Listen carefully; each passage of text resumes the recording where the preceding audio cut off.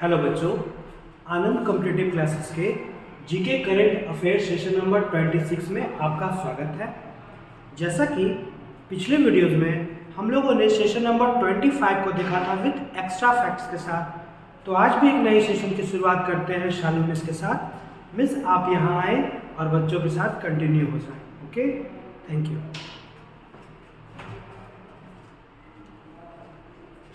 देखिएगा session number 26। देखिए हमारा क्वेश्चन नंबर फर्स्ट क्या बोल रहा है, बहुत लंबा सा क्वेश्चन है।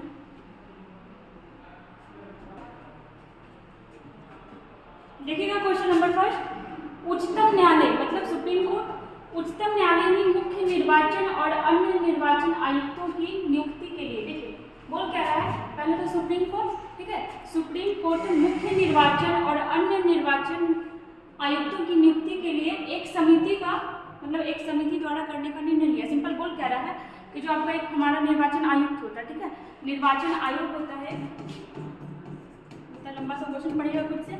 देखिए यहाँ पे शॉर्ट में बोल क्या रहा है हम ये बता रहे हैं। एक होता है आपका निर्वाचन आयोग, ठीक है, ये हमारे संविधान में इसका वर्णन किया गया है। इसका क्या काम होता है कि देश में जो आपका राज्य स्तर और केंद्र स्तर पे जो इलेक्शन होता है वो कौन करवाता है, वो आपका निर्वाचन आयोग करवाता है। तो क्वेश्चन यही कर रहा है कि निर्वाचन आयोग में जो निर्वाचन आयुक्त होता है उसका मतलब निर्णय कैसे होगा, ये सुप्रीम कोर्ट इसके बारे में भी फैसला दिया है, ठीक है, समझे। एक बार फिर से पढ़ लेते हैं। उच्चतम न्यायालय ने मुख्य निर्वाचन और अन्य निर्वाचन आयुक्तों की नियुक्ति एक समिति द्वारा करने का निर्णय दिया है। इस समिति में कौन कौन शामिल होंगे, ठीक है। पहले आइए हम निर्वाचन आयोग पे चलते हैं। तो क्या इसका हमारे संविधान में वर्णन है? कहाँ पर है? अगर भाग पूछता है तो किस भाग में है, तो हो जाएगा भाग 15 में, ठीक है, भाग 15। और अगर अनुच्छेद का बात करता है तो अनुच्छेद हो जाएगा आपका 324 से 329, ठीक है। कई बार तो एग्जाम में ऐसे ही पूछ लेता है कि निर्वाचन आयोग का वर्णन किस भाग में? 15 में। किस अनुच्छेद में? तो 324 से लेकर के 329। और ये किस चीज़ का वर्णन है? निर्वाचन आयोग। और देखिएगा अब क्वेश्चन पे आते हैं। तो जो निर्वाचन आयोग में जो मेंबर है या फिर जो आयुक्त होता है उसका निर्वाचन कैसे होगा, कौन करेगा, उस समिति में कौन कौन होगा ये बताना है। तो इसमें हो जाएगा आपका ऑप्शन नंबर डी, ठीक है। क्या हो जाएगा ऑप्शन नंबर डी? कौन कौन हो जाएगा? तो भारत के मुख्य न्यायाधीश, लोकसभा में विपक्ष का नेता और प्रधानमंत्री तीनों मिलकर के बताएगा कि इस समिति में कौन कौन सा होगा, मतलब कि निर्वाचन आयोग में कितना मेंबर होगा। क्लियर है? अब देखिए अब यहाँ से बहुत सारा क्वेश्चन यहाँ पर निकल सकता है। देखिएगा अगर निर्वाचन आयोग में कितने मेंबर होते हैं तो 1+2, ठीक है, 1+2 मतलब 3 मेंबर होता है निर्वाचन आयोग में, जिसमें से एक मुख्य होता है आपका, ठीक है, एक होता है मुख्य निर्वाचन आयुक्त और 2 क्या होता है आपका अन्य होता है। लेकिन ये प्रावधान पहले से नहीं था, जब मूल संविधान बना था, ठीक है, तो उसमें क्या था, उसमें बस एक मेंबर होता था। उस समय कितना होता था? एक मेंबर। बाद में इसमें संशोधन किया गया और कितना मेंबर कर दिया गया? 1989, ठीक है, 1989 में संशोधन किया गया और ये जो एक था इसमें +2 कर दिया गया और कितने मेंबर हो गए? 3। तो आज कितने मेंबर होते हैं? आज 3 मेंबर होते हैं। और इसमें इंपॉर्टेंट हमारा ये मुख्य वाला होता है, ज़्यादा क्वेश्चन इसी के बारे में पूछा जाता है कि मुख्य निर्वाचन आयुक्त कौन है, तो ये हो जाएगा आपका राजीव कुमार। कौन है? राजीव कुमार। और केवे नंबर के ये भी पूछ लेता है, तो ये हो जाएगा आपका 25वें नंबर के, ठीक है। इतना हम लोग यहाँ पे देखिए और क्वेश्चन देखते हैं, जैसे भारत के मुख्य न्यायाधीश ये कौन है, तो ये है आपके, इनको शॉर्ट में हम लोग क्या बोलते हैं? CJI। और ये है कौन अभी? D.Y. चंद्रचूड़, D.Y. चंद्रचूड़। केवे नंबर के हैं तो ये है आपके 50वें नंबर के, ठीक है। जैसे देखिएगा लोकसभा में विपक्ष का नेता ये भी रहेगा, ठीक है, मतलब निर्वाचन आयुक्त में कौन कौन बनेगा, इसमें लोकसभा का विपक्ष का नेता रहेगा। और एक चीज देखिएगा कि अभी लोकसभा में विपक्ष का नेता कोई नहीं है। क्यों? क्योंकि देखिए विपक्ष का नेता बनने के लिए भी कम से कम लोकसभा के मेंबर का 10% वोट लाना जरूरी होता है। और लोकसभा का मेंबर अभी कितना है? 545 अगर लेते हैं, चलिए 550 लेते हैं, ठीक है, इसी के लगभग में है। तो इसका कम से कम 10% वोट होना चाहिए, तभी जाकर के लोकसभा में विपक्ष का नेता बनेगा। और अभी विपक्ष का नेता के कोई नहीं है। और जब ऐसा सिचुएशन होता है कि कोई भी नेता नहीं रहता तो जो बड़ा दल का पार्टी होता है विपक्ष में उसको बना देता है। फिलहाल अभी इसमें कोई है नहीं। प्रधानमंत्री कौन है? ये हो जाएगा आपका, ठीक है, प्रधानमंत्री कौन है? नरेंद्र मोदी, ठीक है, नरेंद्र मोदी। यहाँ पे हम लोग बहुत सारा क्वेश्चन देते,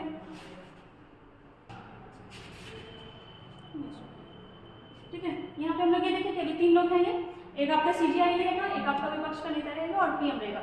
अगर विपक्ष का नेता बताए, अभी कोई पर्टिकुलर आदमी तो है नहीं, लेकिन अगर अभी विपक्ष में देखते तो कांग्रेस है, और कांग्रेस के अध्यक्ष अभी कुछ दिन पहले ही बने हैं कौन? मल्लिकार्जुन खड़गे। ठीक है, और इसमें हम लोग क्या देख सकते हैं, पहले एक ही होता था, अब कितना अधिक। हाँ, अब देखिए अभी ये कुछ दिन पहले आया है कि अब इतने लोग रहेंगे, इसके पहले कैसे होता था? तो इसके पहले कुछ नहीं, देखिए जो था आपका प्रधानमंत्री, ठीक है, प्रधानमंत्री जो था वो आपका मंत्री परिषद से सलाह लेता, किससे? मंत्री परिषद से सलाह लेता, और इनको जो सही लगता ये राष्ट्रपति से बोलते और साइन करवा करके मुख्य निर्वाचन आयुक्त का हो जाता था। लेकिन अब इस चीज़ को चेंज किया गया, क्यों? क्योंकि मतलब ऐसे होगा, अगर 3 लोग रहेंगे वो भी अलग अलग क्षेत्र से, तो ज़्यादा ये चीज़ अच्छे से काम करेगा। ठीक है, इसमें क्या हो जाएगा आपका? 3 हो जाएगा। ठीक है, चलते हैं नेक्स्ट क्वेश्चन पे। देखिएगा क्वेश्चन नंबर 2। क्वेश्चन नंबर 2 देखिएगा, IFSCA, ठीक है, IFSCA से स्वीकृति प्राप्त करने वाला पहला विदेशी विश्वविद्यालय। ठीक है, पहला विदेशी विश्वविद्यालय, उसका नाम क्या है? तो डिकीन विश्वविद्यालय। ठीक है, डिकीन विश्वविद्यालय कहाँ स्थापित किया जाएगा? अब देखिए इंपॉर्टेंट इसलिए है क्योंकि ये विश्वविद्यालय हमारे भारत का नहीं है। कहाँ का है? तो ये है आपका ऑस्ट्रेलिया का। ठीक है, कहाँ का है? ऑस्ट्रेलिया का, और इसका स्थापना होने जा रहा है हमारे भारत में। ठीक है, ये कहाँ का है? ये आपका ऑस्ट्रेलिया का, और इसका स्थापना कहाँ होने जा रहा है? हमारे भारत में। और भारत में भी कहाँ हो रहा है? तो आपका ये गांधीनगर में हो रहा है। मतलब अगर बोल सकते हैं कि डिकीन विश्वविद्यालय का एक ब्रांच खुल जाए कहाँ? गांधीनगर। और गांधीनगर कहाँ पड़ता है आपका? तो ये हो जाएगा आपका गुजरात में। ठीक है, गांधीनगर कहाँ पड़ता है? गुजरात में। जैसे गुजरात की राजधानी ही कहाँ है? तो ये हो जाएगा आपका गांधीनगर। गुजरात की राजधानी गांधीनगर, और ये किसके नाम पे रखा गया है? तो गांधी जी के नाम पे रखा गया। देखिए ऑस्ट्रेलिया का ही हम लोग देखे थे ना, क्या देखे थे? ऑस्ट्रेलिया में पंजाबी भाषा को भी दिया गया था मान्यता, मतलब ऑस्ट्रेलिया के स्कूल में, ऑस्ट्रेलिया के पब्लिक स्कूल में पंजाबी लैंग्वेज को मान्यता दिया गया था। ठीक है, ये हम लोग देखे थे कुछ दिन पहले। अभी हम लोग देखे कि ऑस्ट्रेलिया का डिकीन विश्वविद्यालय कहाँ स्थापित किया जा रहा है? तो गुजरात के गांधीनगर में। ठीक है, और हम लोग उसको देख सकते हैं गुजरात से, जैसे देखिएगा गुजरात, जब भी गुजरात का नाम लेते हैं तो हम लोग ये देखते हैं कि सबसे लंबा तटीय सीमा वाला राज्य, सबसे लंबा तटीय सीमा वाला राज्य, ठीक है, कौन है आपका? गुजरात है। गुजरात में हम लोग और भी देखते हैं कि यहाँ क्या बन रहा है आपका? गुजरात में पांडुलिपि ग्रंथालय। ठीक है, पांडुलिपि ग्रंथालय।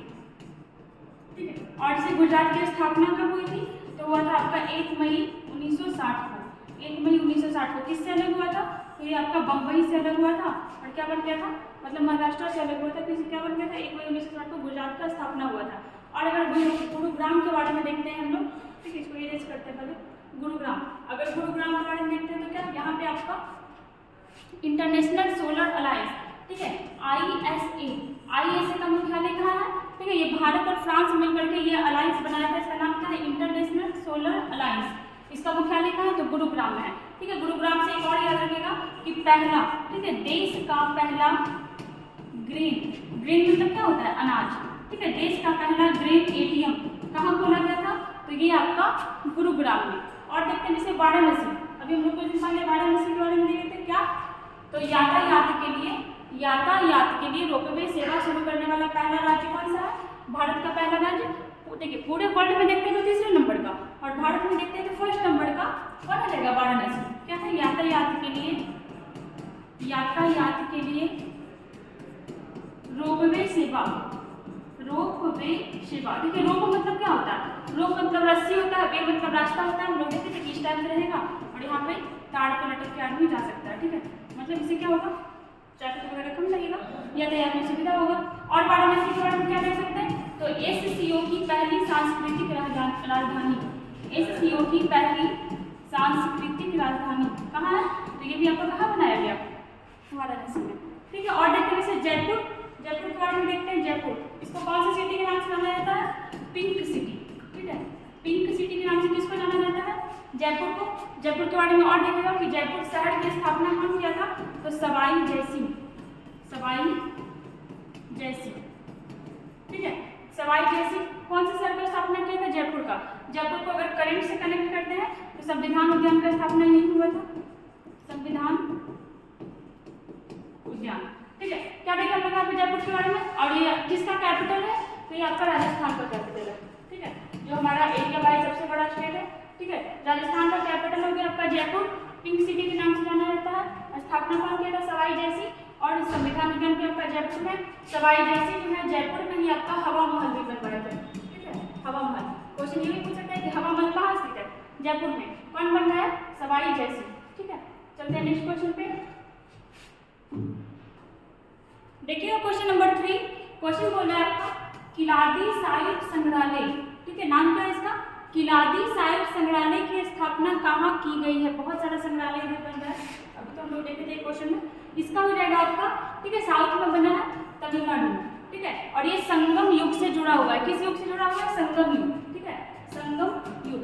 संगम वर्ड जहाँ पे भी आता है ना, और अगर इतिहास का बात कर रहा है तो वहाँ पे समझ जाना कि दक्षिण भारत का बात कर रहा है। कहाँ का, दक्षिण भारत, ठीक है, दक्षिण भारत बोले तो ये सब एरिया, ठीक है। और देखिएगा यहाँ पे किसका बात किया, किलादी साहिब संग्रहालय, तमिलनाडु।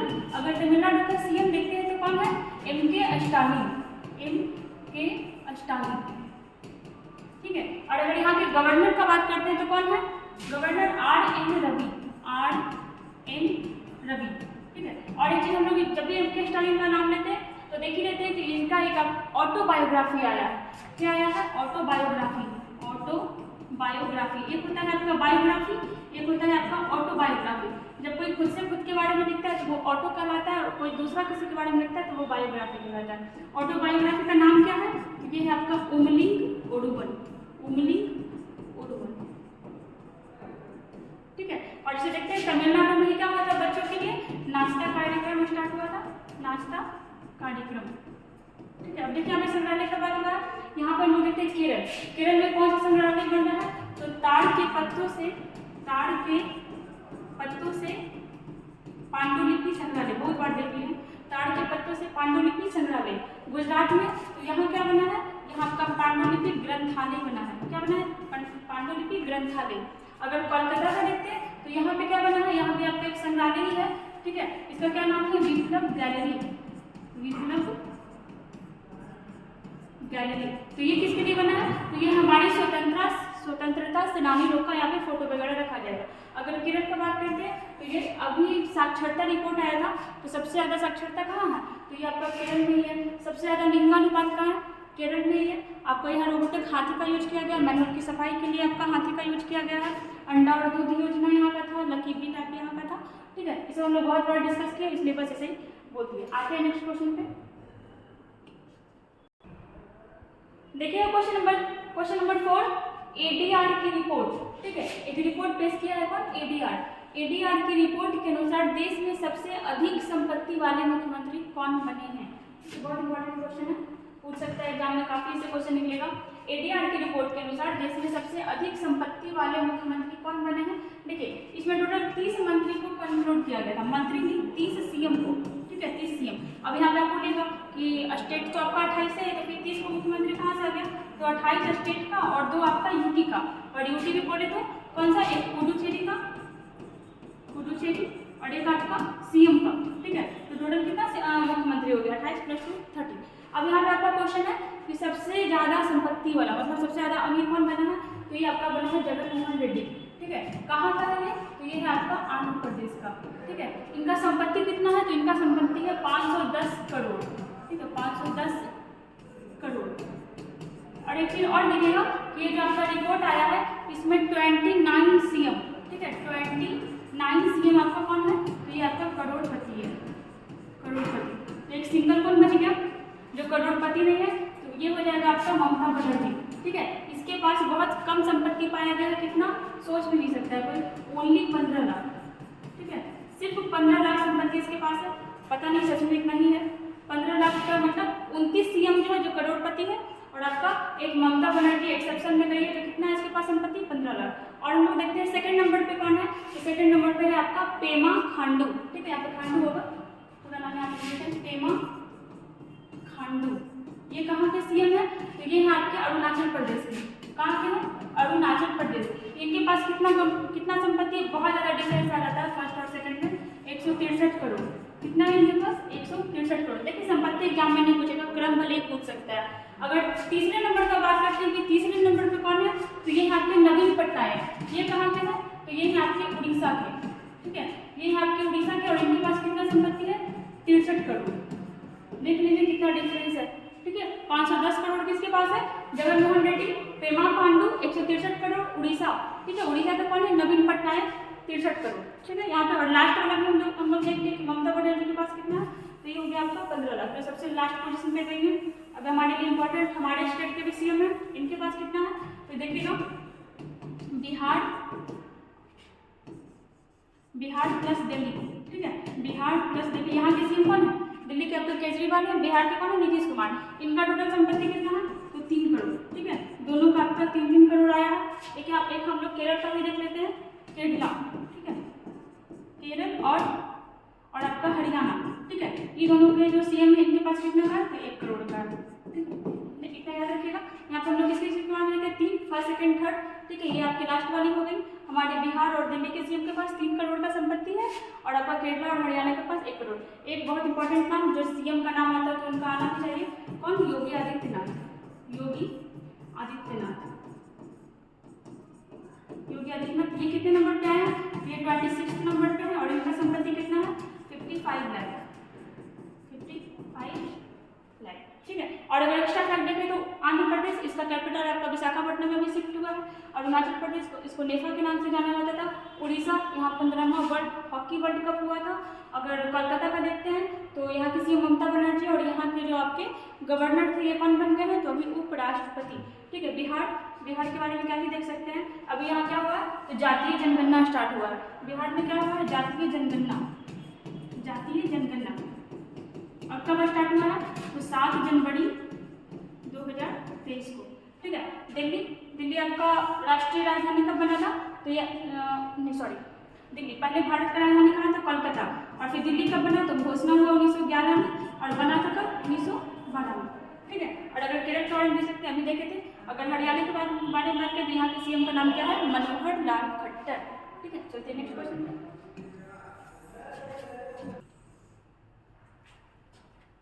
देखिए क्वेश्चन नंबर 5, जलियांवाला बाग हत्याकांड की 104वीं बरसी कब मनाई गई? किसका हो रहा है? जलियांवाला बाग हत्याकांड। कहाँ पड़ता है ये जलियांवाला बाग? तो ये आपको पड़ता है अमृतसर में। कहाँ पड़ता है? अमृतसर, ठीक है। अब देखिएगा कब हुआ था, तो ये तो बच्चा जानता है। किसका घटना हुआ कब था? तो ये हुआ था आपका 13 अप्रैल। 13 अप्रैल ईस्वी कौन सा हो जाएगा? तो ये हो जाएगा 1919 ईस्वी। 13 अप्रैल 1919 को क्या हुआ था? जलियांवाला बाग हत्याकांड हुआ था। और इस वर्ष कितना वर्ष मनाया गया है? तो 104वां। अगर हम लोग इसके बारे में कुछ देखते हैं तो कब हुआ था? पहले तो ये आएगा 13 अप्रैल 1919 को। क्यों हुआ था? तो देखिए उस समय क्या हुआ था? 1919 अंग्रेज का शासन चल रहा था। भारत में क्या हुआ था? रॉलेट एक्ट पारित था, ठीक है। रॉलेट एक्ट, इसमें क्या था? मतलब बिना वकील बिना दलील इस टाइप का कानून इसको कहा जाता था। मतलब जिसको भी मन किया उसको उठा करके जेल में डाल दिया जाता था। तो इसके विरुद्ध, ठीक है, रॉलेट एक्ट के विरुद्ध कुछ लोग अपना क्या कर रहे थे? मतलब ये आपका जलियांवाला बाग जो था यहाँ बैठ करके कुछ बातचीत हो रहा था। और रीजन क्या था ना कि एक पंजाब का 2 नेता था। एक का नाम था सत्यपाल मलिक और एक का नाम था आपका सैफुद्दीन किचलू। सत्यपाल मलिक और एक का नाम था आपका सैफुद्दीन किचलू। ये दोनों का गिरफ्तारी कर लिया गया था। और गिरफ्तारी इसमें कैसे होता था? कोई भी जमानत नहीं मिलता था। अगर अरेस्ट कर लिया गया तो फिर कब तक वो पड़ा जाएगा ये नहीं पता। और ये दोनों से पंजाब का बहुत अच्छा नेता था और ये दोनों को ऐसे ही गिरफ्तार कर लिया गया था। तो आम जनता बैठ करके, और उस दिन बैसाखी का फेस्टिवल भी था, तो इसी बाग में बैठ करके सब बातचीत कर रहा था। फिर क्या था? एक आपका अंग्रेज था माइकल डायर, ठीक है, माइकल ओ डायर। ये क्या किया? ये सारी मतलब पुलिस को और सेना को ये मतलब बोला कि जाकर के वहाँ गोली चला और बहुत सारे लोग मारे गए। लगभग 1000 प्लस लोग मारा गया था, ठीक है। 1000 प्लस लोग मारा गया था। और इसीलिए आपका क्या इस दिन का बरसी मनाया जाता है। कब मनाया जाता है? 13 अप्रैल को। देखिए मेनली हम लोग देखें क्या कि एक रॉलेट एक्ट कानून था। इसके विरोध में जलियांवाला बाग में कुछ लोग बैठ करके वहाँ पे बात कर रहे थे। हजारों की संख्या में लोग थे और माइकल ओ डायर था, ये आदेश दिया, वहाँ गोली चला दिया गया और हजारों लोग मारा गया। ये तो हुआ आपका क्वेश्चन। इसमें डेट इंपॉर्टेंट है, इसको याद रखिएगा। अगर यहाँ पे और भी हम लोग कुछ देखते हैं, यहाँ पे 104 देखिएगा, 104 का और कुछ देखते हैं। इसके ये क्वेश्चन आपसे पूछता है कि हंटर आयोग की स्थापना कब और क्यों की गई? हंटर आयोग, ठीक है, हंटर आयोग। देखिए अंग्रेज जो था दिखाने के लिए, मतलब शो ऑफ करने के लिए कि ये चीज़ गलती हो गया, ऐसा कांड नहीं होना चाहिए था, इसके लिए एक आयोग बनवाया। और क्या, तो जलियांवाला बाग में कितना लोग मरा है, कितना लोग घायल हुआ, ये पता लगाएगा। जो कि ऐसा कुछ था नहीं, इसमें जितने भी लोग को रखा गया तो भारतीय लोग भी थे, लेकिन सारे चाटुकार थे अंग्रेज के। ठीक है, हंटर आयोग का स्थापना किया गया था किसके लिए, ये पता लगाने के लिए कि जलियांवाला बाग में कितने लोग मारे गए थे। इस रिपोर्ट के अनुसार लगभग 400 लोग मारे गए थे। ठीक है, लगभग 400 लोग मारे गए थे, लेकिन अगर रियल डाटा पूछे तो रियल लगभग 1000 लोग मारे गए थे। अब इसमें एक क्वेश्चन आपका आता है कि इसके बाद क्या हुआ था कि कुछ लोग अपना उपाधि लौटा दिए थे। वही क्वेश्चन पूछता है कि गांधी जी अपना कौन सा उपाधि लौटाए थे, तो कैसर-ए-हिंद का। ठीक है, अंग्रेज लोग क्या हुआ था ना कि इन लोगों को उपाधि दिए हुए थे, जानबूझ के देता था कि इन लोग खुश रहे हमसे, कैसर-ए-हिंद। ठीक है, कैसर-ए-हिंद का उपाधि किसको मिला था, तो ये गांधी जी को अंग्रेज दिया था, जो इस घटना के बाद वो लौटा दिए। एक यहाँ पे इंपॉर्टेंट नाम है रविंद्रनाथ टैगोर। ठीक है, इनको भी एक उपाधि मिला हुआ था नाइटहुड का। ठीक है, नाइटहुड का अगर आप नेट में देखिएगा तो कहीं कहीं पे आपका सर का दिया हुआ रहेगा कि सर का उपाधि। ठीक है, इनको उपाधि मिला था नाइटहुड का, लेकिन जिसको भी नाइटहुड का उपाधि मिलता है उनके नाम के आगे सर ऑटोमेटिक लगने लगता है। तो नाइटहुड का उपाधि ये लौटा दी, और ये किसका उपाधि लौटा है, कैसर-ए-हिंद का। और अगर नाइटहुड का उपाधि मिला था तो इनके नाम के आगे क्या जुड़ने लगा था, सर। फिर उस समय से ये अपना नाम के आगे से सर भी हटा दिया था। ये हुआ आपका यहाँ पे। ठीक है, ये घटना कब हुआ था आपका 13 अप्रैल को। अगर 8 अगस्त का बात करते हैं तो 8 अगस्त 1942। ठीक है, 8 अगस्त 1942 को क्या हुआ था, तो भारत छोड़ो आंदोलन स्टार्ट हुआ था। भारत छोड़ो आंदोलन। ठीक है, घोषणा हुआ था 8 अगस्त को घोषणा हुआ था, 9 अगस्त को आपका चालू हुआ था। अगर 4 फरवरी को देखते हैं तो 4 फरवरी 1922। ठीक है, 1922 क्या हुआ था, तो चौड़ा चौड़ी कांड हुआ था, चौड़ा चौड़ी घटना। अब ये क्या था, तो इंडियंस लोग थे वो अंग्रेजों की पुलिस चौकी को जला दिए थे और कुछ लोग मर गया था। ठीक है, तो वही चौड़ा चौड़ी घटना हुआ था, और इसके बाद गांधी जी असहयोग आंदोलन वापस ले लिए। ठीक है, यहाँ पे हम लोग इतना देखो, चलते हैं क्वेश्चन पे। क्वेश्चन नंबर 6 देखिएगा, हाल ही में किस राज्य में डॉक्टर भीमराव अम्बेडकर की 125 फीट ऊंची प्रतिमा का अनावरण किया गया है। देखिए, हम लोग एक देखे हैं स्टैचू ऑफ नॉलेज। ठीक है, स्टैचू ऑफ नॉलेज, ये भी किसका मूर्ति है, तो ये भी आपका भीमराव अम्बेडकर का है, लेकिन ये कहाँ लगाया जा रहा है, तो ये आपका महाराष्ट्र के लातूर जिले में। ठीक है, महाराष्ट्र के लातूर जिले में। ठीक है, ये चीज अलग है। अभी फिलहाल कहाँ अनावरण किया गया, तो ये हुआ आपका तेलंगाना में, और तेलंगाना के सीएम कौन है, चंद्रशेखर राव।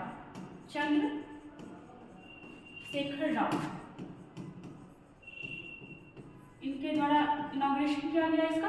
तो अभी फिलहाल कहाँ लगाया गया, 125 फीट ऊंची प्रतिमा आपका तेलंगाना में लगाया गया। अगर तेलंगाना का बात करते हैं तो ये कब बना था, तो ये आपका बना 2 जून 2014 को। 2 जून 2014 को। अलग किससे हुआ है, तो आपका आंध्र प्रदेश से अलग हुआ। और अगर इसके बारे में देखते हैं तो अभी आपका तेलंगाना में क्या हुआ है, तो पहला वन विश्वविद्यालय बनाया गया, पहला वन विश्वविद्यालय। ठीक है, कहाँ बनाया गया, तेलंगाना में। अगर तेलंगाना का कैपिटल कहाँ है, हैदराबाद। ठीक है, यहाँ पे लिख लीजिएगा, तेलंगाना का कैपिटल कहाँ है, तो ये हो जाएगा आपका हैदराबाद। और अगर हैदराबाद में हम लोग देखते हैं, हैदराबाद, यहाँ पहला गोल्ड एटीएम स्थापित किया गया है। ठीक है, पहला गोल्ड एटीएम। अब गोल्ड एटीएम करने का मतलब ये नहीं है कि एटीएम गोल्ड का है, यहाँ से सिक्का किस चीज का निकलेगा, गोल्ड का कॉइन निकलेगा। पहला गोल्ड एटीएम कहाँ पर स्थापित हुआ है, हैदराबाद में। और जैसे देखते हैं हम लोग गुजरात। ठीक है, कल परसों हम लोग देखे थे गुजरात में अमित शाह के द्वारा हनुमान जी का मूर्ति का अनावरण किया गया। कहाँ, हनुमान जी का। और कितना फीट ऊंचा मूर्ति है, तो 51 फीट ऊंचा मूर्ति है। ठीक है, 51 फीट। और हम लोग देखे थे कि इसका बेस, ठीक है, इसका बेस कितना ऊंचा था, तो ये था आपका 48 फीट। ठीक है, नहीं गलती हो गई, लगता है 54 हो गया यहाँ पे। हाँ, 54 फीट ऊंचा मूर्ति है और 48 फीट ऊंचा बेस है। और टोटल कितना हो रहा था, ऐड करके 102 फीट। ठीक है, अगर राजस्थान में देखते हैं तो यहाँ आपका स्टैचू ऑफ बिलीफ। ठीक है, स्टैचू ऑफ बिलीफ, पूरा इरेज कर देते, लिखना नहीं बनना। अगर राजस्थान में देखते हैं तो स्टैचू ऑफ बिलीफ, जिसको क्या कहते हैं, विश्वास स्वरूपम। ठीक है, स्टैचू ऑफ बिलीफ, इसका अनावरण कहाँ किया गया, राजस्थान में। और इसमें मूर्ति किसका है, तो ये आपका भगवान शिव का है। किसका है, भगवान शिव का।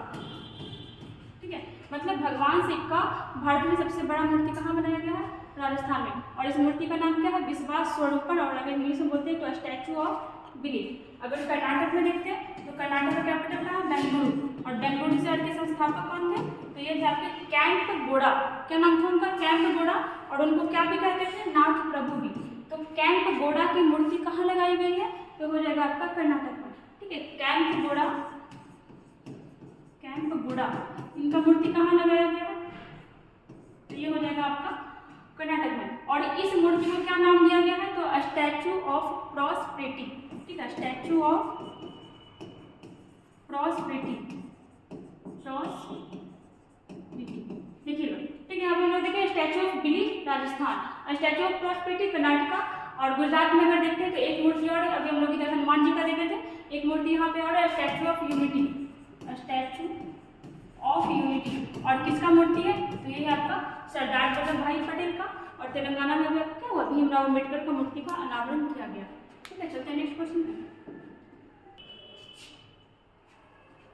देखिएगा क्वेश्चन नंबर 7, क्या बोला आपका, विदेश मंत्री, विदेशी नहीं होगा,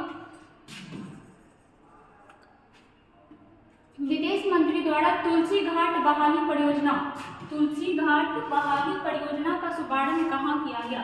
अगर आप पूछते हैं कि विदेश मंत्री कौन है, तो क्या हो जाएगा, एस जयशंकर, एस जयशंकर, और एस से हो जाएगा आपका सुब्रमण्यम। ठीक है, हमारे विदेश मंत्री कौन है, सुब्रमण्यम जयशंकर। अगर आपसे पूछता है कि तुलसी घाट बहाली परियोजना का शुभारंभ कहाँ किया गया, नाम से तो लग रहा है कि भारत में नहीं होना चाहिए, लेकिन भारत में नहीं हुआ है, ये हुआ आपका युगांडा में। ठीक है, युगांडा का कैपिटल क्या है, कैपिटल, तो ये हो जाएगा आपका कंपाला। ठीक है, युगांडा का कैपिटल है आपका कंपाला। और किस कॉन्टिनेंट में ये पड़ता है, तो ये आपका पड़ता है अफ्रीका में। ठीक है, अफ्रीका कॉन्टिनेंट में क्या पड़ता है, युगांडा। देखिए अफ्रीका भी लिखे तो याद आया एफिनडेक्स। ठीक है, हम लोग पढ़े थे कुछ एफिनडेक्स के बारे में, एफिनडेक्स। अगर एफिनडेक्स देखिए इसमें दो नाम आ रहे हैं, अफ्रीका, इंडिया, और आपका एक्सरसाइज। ठीक है, एफिनडेक्स एक्सरसाइज किन दो देशों के बीच हुआ था, तो भारत और अफ्रीका। अफ्रीका का कितना कंट्री था, तो 23 कंट्री। कहाँ हुआ था, तो पुणे में हुआ था। कितने दिन चला था, तो 9 दिन चला था। ठीक है, यहाँ पे हम लोग देखते हैं कि तुलसी घाट परियोजना कहाँ स्टार्ट हुआ, उसका युगांडा के कंपाला में। ठीक है, अगर यहाँ पर रूस और फिनलैंड के बारे में देखें, इरेज करते हैं एक बार, देखिएगा रूस और फिनलैंड। ठीक है, तो रूस और फिनलैंड जो है एक दूसरे से 1300 किलोमीटर का सीमा लगाता है, 1300 किलोमीटर का सीमा। और अगर देखते हैं तो इन दोनों के बीच, ठीक है, इन दो देशों के बीच कौन सा रेखा है, तो हो जाएगा मेनर हिम रेखा, मेनर हिम रेखा। जैसे भारत और पाकिस्तान के बीच कौन सा रेखा, रेड क्लिफ। भारत चाइना के बीच आपका कौन सा रेखा है, मैकमोहन रेखा। ठीक है, जैसे उत्तर कोरिया और दक्षिण कोरिया, इसके बीच कौन सा रेखा है, तो 38वीं समांतर रेखा। अगर आपसे पूछते हैं, ठीक है, इतना काफी है, मेनर हिम रेखा किन दो देश के बीच है, तो ये आपका रूस और फिनलैंड के बीच। फिनलैंड को अगर हम कनेक्ट करते हैं, बहुत सारा क्वेश्चन फिनलैंड से भी निकल जाएगा। जैसे लगातार छठे बार, ठीक है, लगातार 6 टाइम्स हैप्पीनेस इंडेक्स में फर्स्ट आने वाला देश कौन सा है, तो ये आपका फिनलैंड। लेकिन अब क्या हुआ है कि अब ये जाकर के नेटो में शामिल हो गया। किसमें शामिल हो गया है, नेटो। नेटो बोले तो North Atlantic Treaty Organisation, North Atlantic Treaty Organisation. स्थापना कब हुआ था, तो 4 अप्रैल 1949 को। ठीक है, फिनलैंड नाटो का 31वां देश कौन बना है, 31वां कौन देश बना है, तो ये आपका बना है फिनलैंड। ठीक है, फिनलैंड। और रशिया और यूक्रेन के बीच वॉर क्यों शुरू हुआ था, तो आपका नेटो में ही शामिल होने की वजह से स्टार्ट हुआ था। और अगर देखते हैं क्रोएशिया, ठीक है, तो क्रोएशिया के बारे में हम लोग ये देख सकते हैं कि क्या यूरोपियन यूनियन का करेंसी को अपनाने वाला ये 20वां देश। ठीक है, यूरोपियन यूनियन के करेंसी, और इसका करेंसी है क्या, तो ये है आपका यूरो। ठीक है, यूरोपियन यूनियन की करेंसी यूरो को अपनाने वाला 20वां देश कौन बना है, तो ये है आपका क्रोएशिया।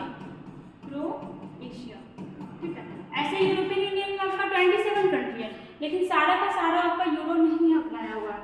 ठीक है, अगर रूस के बारे में देखते हैं तो यहाँ के राष्ट्रपति कौन है, व्लादिमीर पुतिन। ठीक है, रूस। और क्या देख सकते हैं इसके बारे में, रूस के बारे में अगर देखते हैं सबसे लंबा मीन्स एरिया वाइज सबसे बड़ा देश कौन सा है आपका, रसिया। ठीक है, चलते हैं नेक्स्ट क्वेश्चन पे। देखिए क्वेश्चन नंबर 8, अंतर्राष्ट्रीय सांख्यिकी पुरस्कार किसे दिया गया है। ठीक है, इसको क्या बोलते हैं, तो इसको मैथ का नोबेल पुरस्कार बोलते हैं। ठीक है, कहाँ पे अगर अंतर्राष्ट्रीय सांख्यिकी पुरस्कार को क्या कहा जाता है, तो इसको आपका मैथ का नोबेल अवार्ड कहा जाता है। अंतर्राष्ट्रीय सांख्यिकी पुरस्कार इसको क्या बोलते हैं, तो इसको मैथ का नोबेल पुरस्कार, मैथ का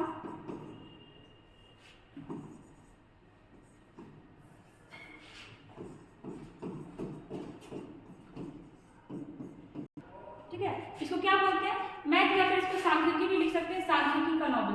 ठीक है, सांख्यिकी वही वाला सांख्यिकी का नोबेल किसको कहा जाता है, तो इसी पुरस्कार को कहा जाता है। किसको मिला है अभी, ठीक है, पहले देखिए कि स्टार्ट कब हुआ था, तो स्टार्ट हुआ था आपका 2016 में, और अभी मिला किसको है, अगर आपका पढ़ा होगा तो आपको ऑप्शन से छाट लीजिएगा किसको मिला है, तो ये मिला है CR राव को। ठीक है, राधा कृष्णन राव। ठीक है, क्या नाम है इनका, राधा कृष्णन राव, और ये है कौन, तो ये भारतीय मूल के अमेरिकी हैं। ठीक है, भारतीय मूल के कौन है ये, अमेरिकी। कौन सा अवार्ड मिला, तो अंतर्राष्ट्रीय सांख्यिकी पुरस्कार। या फिर आपसे क्वेश्चन ऐसे भी पूछ सकता है कि 2023 में सांख्यिकी का नोबेल किसको मिला है, तो हो जाएगा आपका CR राव को। देखिएगा यहाँ पे सारा नाम इंपॉर्टेंट है, लुईस कैफ्रेडली। कुछ दिन पहले ही हम लोग देखे थे इनको क्या मिला था, तो इनको मिला था आपका एबेल पुरस्कार। ठीक है, एबेल पुरस्कार, और ये किस क्षेत्र में दिया जाता है, तो आपके गणित के क्षेत्र में ही दिया जाता है। अगर देखते हैं नीना गुप्ता, ठीक है, इनको कौन सा अवार्ड मिला था, तो इनको मिला था रामानुजन पुरस्कार, रामानुजन पुरस्कार। ये किस क्षेत्र में दिया जाता है, तो ये भी आपका मैथ के क्षेत्र में ही दिया जाता है। एक था आपका सशस्त्र रामानुजन पुरस्कार, सशस्त्र रामानुजन पुरस्कार, और ये किसको मिला था, तो ये मिला था आपका यूनकिंग टैंग, ये जो है यहाँ पे यूनकिंग टैंग को मिला था कौन सा, तो सशस्त्र रामानुजन पुरस्कार, और सिर्फ रामानुजन बोले तो नीना गुप्ता को मिला था। ये नाम देख लीजिएगा, डेविड चिपरफील्ड, ये कौन, तो इनको प्रिट्जर अवार्ड मिला था। कौन सा, प्रिट्जर अवार्ड। देखिए कंफ्यूज मत करिएगा, एक होता है आपका प्रिट्जर, एक होता है आपका पुलित्जर। ठीक है, एक होता है आपका पुलित्जर। ये किस क्षेत्र में दिया जाता है, तो ये आपका दिया जाता है पत्रकारिता के क्षेत्र में। ठीक है, पत्रकारिता के क्षेत्र में, और इस बार किसको मिला है, फहमीदा अजीम को मिला है, और वो है कहाँ की, बांग्लादेश की। अगर प्रिट्जर अवार्ड के बारे में पूछे कि किस चीज़ से रिलेटेड है, तो ये आपका आर्किटेक्चर से रिलेटेड है, आर्किटेक्चर। ठीक है, चलिए आते हैं नेक्स्ट क्वेश्चन पे। देखिए question number 9, freedom house index 2023 के अनुसार दुनिया में सबसे कम आज़ाद देश। देखिए कहने का मतलब हुआ कि वहाँ के लोग को मतलब पूरी तरह से फ्रीडम नहीं मिल पाता है। जैसे देखो हम लोग हैं, कुछ भी बोलने के लिए, कुछ भी करने के लिए, कहीं भी जाने के लिए, किसी को भी वोट देने के लिए स्वतंत्र है। लेकिन है क्या कि यहाँ पे जिस भी देश के बारे में बात किया जा रहा है उसके पास 100% फ्रीडम नहीं है। ठीक है, कौन सा हो जाएगा यहाँ पे, ऑप्शन छाटे या आंसर बता दे पहले। चलिए पहले हम लोग ऑप्शन छाटते हैं। सबसे पहले चिली में आइएगा। चिली के बारे में हम लोग ये देखते हैं किस कॉन्टिनेंट का देश है, तो ये है आपका साउथ अमेरिका का। ठीक है, साउथ अमेरिका। जब भी हम चिली का बात करते हैं या फिर साउथ अमेरिका का बात करते हैं तो एक चीज़ हमेशा देखते हैं कि चिली और इक्वाडोर। ठीक है, चिली और इक्वाडोर, ये भी आपका साउथ अमेरिका का ही है। चिली और इक्वाडोर एक मतलब दोनों ऐसा देश है जो ब्राज़ील के साथ सीमा नहीं लगाता है, ब्राज़ील के साथ सीमा नहीं लगाता है। देखिएगा ये जो आपका ब्राज़ील है साउथ अमेरिका का ही देश है। ठीक है, ब्राज़ील जो है साउथ अमेरिका का ही देश है, और एक ऐसा देश है जो साउथ अमेरिका के हर देश के साथ सीमा लगाता है सिवाय इसके और इसके। ठीक है, इसको याद रखिएगा। अगर श्रीलंका के बारे में देखते हैं तो यहाँ एक आपका हम्बन टोटा बंदरगाह। ठीक है, हम्बन टोटा बंदरगाह। ठीक है, ये इसका अधिग्रहण कौन कर लिया है, तो ये आपका कर लिया है चाइना। ठीक है, चाइना। और यहाँ के अगर राष्ट्रपति के बारे में देखें तो कौन है, रानी विक्रम सिंघे, रानी विक्रम सिंघे। ठीक है, और अगर पीएम के बारे में बोले तो दिनेश गुणवर्धन, दिनेश गुणवर्धन। ठीक है, और श्रीलंका को पूर्व का मोती भी कहा जाता है। और देखिएगा यहाँ पे अलास्का। ठीक है, अलास्का के बारे में बता रहे हैं, ऐसा फैक्ट आप लोग नहीं जानते होंगे। अलास्का को अगर आप मैप में देखिएगा, अगर आपके पास मैप होगा तो वो आपको दिखेगा यहाँ पे, जैसे अगर यहाँ पर नॉर्थ अमेरिका है तो यहाँ पे आपका लगा हुआ है। ठीक है, इसके बारे में ये देखिएगा कि अलास्का जो है रसिया का पार्ट था। ठीक है, अलास्का जो है आपका ये पहले रसिया, ठीक है, रसिया बोले तो रूस का पार्ट था। लेकिन हुआ क्या कि 1867 ईस्वी में, ठीक है, 1867 ईस्वी के लगभग में रसिया के पास पैसा का बहुत कमी हो गया था और भी बहुत सारे रीजन रहा था। इस वजह से रसिया क्या किया था कि जो अलास्का है, ठीक है, इसको बेच दिया था। किसको बेचा था? तो यूएसए को बेच दिया था। कितने में बेचा था? तो $72 लाख में बेचा था। $72 लाख में बेचा था। और आज ये जो अलास्का है, किसके पास है? यूएसए के पास है। और यूएसए का ये कितने नंबर का राज्य है? तो 49वें नंबर का। हम लोग पढ़ते हैं ना कि यूएसए का पास 50 राज्य है, तो उसमें 49वां राज्य कौन बना था? तो ये आपका अलास्का बना था। ठीक है, याद रखिएगा कि पहले किसका था? पहले आपका रसिया का था, बाद में किसका बन गया? यूएसए में। यूएसए का बिका कब था? 1867 में। ठीक है, अब ये देखिए ऑप्शन यहाँ पे छाट लिए, बचा क्या आपका? तिब्बत। ठीक है, तिब्बत के बारे में देखते हैं क्या है सबसे कम आज़ाद देश कौन बना है आपका? तो ये बना है आपका तिब्बत। ठीक है, अगर तिब्बत का कैपिटल देखते हैं, देखिए अब तो है नहीं, पहले था। तिब्बत का कैपिटल क्या था? तो लहाशा था। ठीक है, लहाशा, पटना में लहासा मार्केट, इधर से लोग कपड़ा वपड़ा बेचने आते थे। तिब्बत, ठीक है, इसका कैपिटल क्या था आपका? लहासा। अब क्यों नहीं है इसका कैपिटल? क्योंकि इसका अधिग्रहण चाइना कर लिया है। ठीक है, तिब्बत पे किसका अधिकार हो गया है? चाइना का। और एक आप लोग नाम सुनते होंगे दलाई लामा का। ठीक है, तो जो दलाई लामा होते थे वो तिब्बत के ही धर्म गुरु होते हैं। ठीक है, दलाई लामा, जो दलाई लामा होते हैं ये किसके धर्म गुरु हैं? तो आपके तिब्बत के। ठीक है, तिब्बत के धर्म गुरु। और यही ना हुआ था कि ये 1962 के लगभग में कहाँ भाग के आ गए थे? तो भारत चले आए थे। और इसी वजह से भारत क्या किया? इनको शरण दे दिया।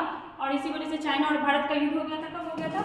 1962 में, सिर्फ और सिर्फ इनको शरण देने की वजह से। अब देखिए एक चीज और, दलाई लामा।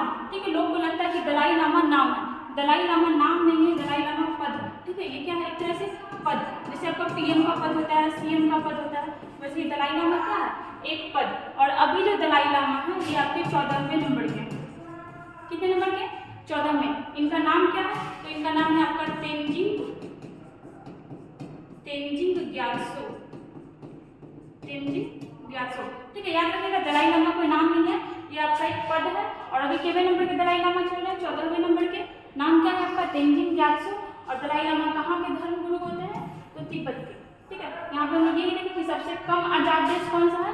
तिब्बत है। मतलब यहाँ के लोगों को फ्रीडम नहीं है। जाहिर सी बात है कि चाइना के अंदर में क्या फ्रीडम रहेगा उसके पास। आते हैं नेक्स्ट क्वेश्चन पे। देखिए क्वेश्चन नंबर 10, भारत, बांग्लादेश और जापान की कनेक्टिविटी बैठक किस राज्य में आयोजित की गई है? अभी देखिए ये क्वेश्चन आज का आया था, इतना अच्छा क्वेश्चन आया है। मतलब जो जापान है वो बांग्लादेश में इन्वेस्टमेंट करने वाला है, और बांग्लादेश में इन्वेस्टमेंट कर रहा है, उससे भारत को भी बहुत फायदा होने वाला है। ठीक है, अभी वैसे भारत में कुछ दिन पहले आए हुए थे ना जापान के राष्ट्राध्यक्ष, क्या नाम है? Fumio Kishida. ठीक है, बांग्लादेश में अभी इनका इन्वेस्टमेंट होने वाला है। उससे क्या होगा? देखिए इससे फायदा हमारा क्या फायदा हो रहा है? अगर मान लेते हैं कि ये भारत है, ठीक है, ये भारत है, तो हम लोग ये जानते हैं कि भारत का जो उत्तर पूर्वी राज्य है यहाँ पे कनेक्टिविटी बहुत कम है, सब कुछ यहाँ पे बहुत कम है। मतलब इन लोग को ऐसा फील हो जाता है कि ये भारत का पार्ट है कि नहीं। और इसी वजह से चाइना क्या करता है कि यहाँ पे जो अरुणाचल प्रदेश है इसका उत्तरी एरिया को ये खुद का बताते रहता है। अभी क्या होगा कि यहाँ पे आपका बांग्लादेश है, ठीक है, यहीं पे ना है, इधर से जापान आएगा और यहाँ पे आपका क्या कर रहा है? यहाँ पे पैसा लगाने वाला जो भी कहो लोग डेवलप करने वाला है। तो उससे क्या होगा कि यहाँ पे ये डेवलपमेंट होगा, इससे हमारे राज्य में भी डेवलपमेंट होगा। और हमारे राज्य में बोले तो 7 सिस्टर्स या फिर नॉर्थ ईस्ट भारत में डेवलपमेंट होगा, तो इससे फायदा हम लोग को बहुत होने वाला है। क्वेश्चन क्या है हमारा? भारत, बांग्लादेश और जापान के बीच कनेक्टिविटी बैठक किस राज्य में आयोजित की गई? ये हो जाएगा आपका त्रिपुरा। ठीक है, कहाँ किया गया? त्रिपुरा। अगर देखते हैं त्रिपुरा, इसके बारे में हम लोग जब भी देखते हैं तो ये डिस्कस कर ही लेते हैं। ऐसा राज्य जो 3 ओर से किससे घिरा हुआ है? बांग्लादेश से। ठीक है, 3 ओर से बांग्लादेश। ठीक है, 3 ओर से बांग्लादेश। और बचा चौथा ओर, तो चौथा ओर से 2 राज्य से सीमा लगाता है आपका असम और मिजोरम। ठीक है, असम और मिजोरम। और देखते हैं जैसे यहाँ पे वेस्ट बंगाल। देखिए अगर वेस्ट बंगाल बना कैसे, तो हम लोग मैप देखते हैं तो मैप में क्या होता है? ऊपर नॉर्थ होता है, नीचे साउथ, इधर देखिए नॉर्थ साउथ, इधर होता है आपका ईस्ट और इधर होता है वेस्ट। अगर आप इंडिया का मैप देखिएगा तो आपको दिखेगा कि वेस्ट बंगाल यहाँ पर है। ठीक है, वेस्ट बंगाल यहाँ पे, वैसे तो इसको ईस्ट बंगाल बोलना चाहिए था, फिर वेस्ट बंगाल क्यों बोलते हैं? वेस्ट तो इधर होता है ना। तो देखिए हुआ क्या था 1905 में, मान लीजिए हमारा बंगाल है, ठीक है, मान लीजिए हमारा बंगाल है, तो 1905 में क्या हुआ था? बंगाल विभाजन हुआ था ना, बंगाल विभाजन। कौन करवाया था? करजन करवा दिया था। अब ये क्या करवाया था कि मान लीजिए इसको पूरे बंगाल में हम लोग मान लिए, तो 2 भाग में बांटा, उधर वाला बंगाल को पूर्वी बंगाल कर दिया और इधर वाला बंगाल को पश्चिम बंगाल।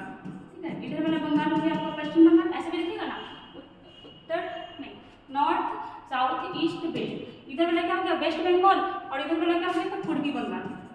ठीक है, पूर्वी बंगाल। फिर हम लोग जानते हैं 1971-72 में क्या हुआ था, युद्ध हुआ था। तो ये जो आपका पूर्वी बंगाल था ये आज क्या बन गया बांग्लादेश। ठीक है, ये आज क्या बन गया बांग्लादेश और ये आपका वेस्ट बंगाल का वेस्ट बंगाल ही हो गया। ठीक है, होता है मतलब कन्फ्यूजन, जो शुरुआत में पढ़ने आएगा उसको कन्फ्यूजन होगा कि वेस्ट तो इधर पड़ता है फिर इधर वाले को वेस्ट बंगाल क्यों बोलते हैं। रीजन ये है क्योंकि अगर पूरे बंगाल था तो इधर वाला आपका बांग्लादेश बन गया और इधर वाला आपका क्या बन गया वेस्ट बंगाल। ठीक है, अगर यहाँ के सीएम के बारे में देखते हैं तो कौन है ममता बनर्जी। ठीक है, और अगर गवर्नर देखते हैं तो कौन है सीवी आनंद बोस, सीवी आनंद बोस। ठीक है, अगर मध्य प्रदेश के बारे में देखते हैं तो मध्य प्रदेश में आपका क्या हुआ था तो पांचवें खेलो इंडिया यूथ गेम्स। ठीक है, बहुत बार हम लोग देखे अब तो याद भी हो गया होगा।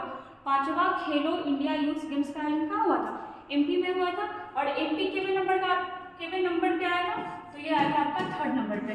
फर्स्ट नंबर पे कौन था तो ये था आपका महाराष्ट्र। फर्स्ट नंबर पे कौन था महाराष्ट्र। और अगर डी नंबर में देखते हैं गुजरात।